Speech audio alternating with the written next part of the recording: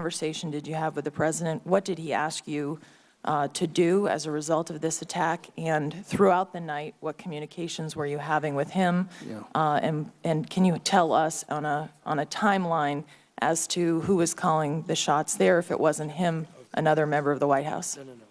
At the time, we were concerned about Cairo and demonstrations in Cairo, and then we had just picked up the information that that something was happening, that there was an apparent attack going on in Benghazi, and I informed the president of that fact, and he at that point directed both myself and General Dempsey to do everything we needed to do to try to protect lives there. Did he ask you how long it would take to deploy assets, including armed aviation, to the area? He basically said, do whatever you need to do to be able to protect our people there. Did you have any, so he didn't ask you what ability we had in the area and what we could do? No, I mean, he relied on both myself as secretary and on General Dempsey's capabilities. He knows generally what we've deployed into the region.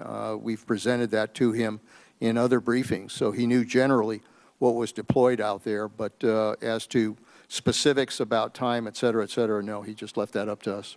Did you have any further communications with him that night? No. Did you have any other further communications? Did he ever call you that night to say, how are things going? What's going on? Where's the consulate?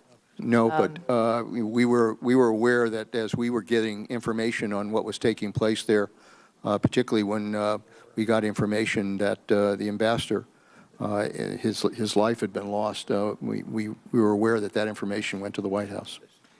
Did you communicate with anyone else at the White House that night? No.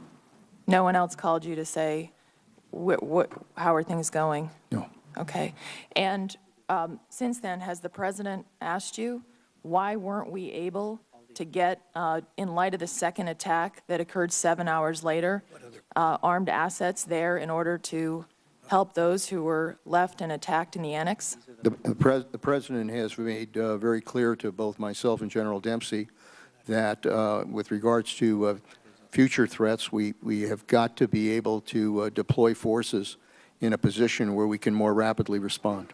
But just to be clear, that night he didn't ask you what assets we had available and how quickly they could respond and what we could do to help those individuals there. I think the biggest problem that night, Senator, was that nobody knew really what was going on there. And there was no follow-up during the night, at least from the White House directly? No, there wasn't. I would, Thank you. if I could just correct one thing. I wouldn't say there was no follow-up from the White House. There was no follow-up, to my knowledge, with the president. But his staff was engaged with the National Military Command Center and pretty constantly through the period, which is the way it would normally work. But no direct communication from him? Not on my part, no. Thank you. Thank you, Senator.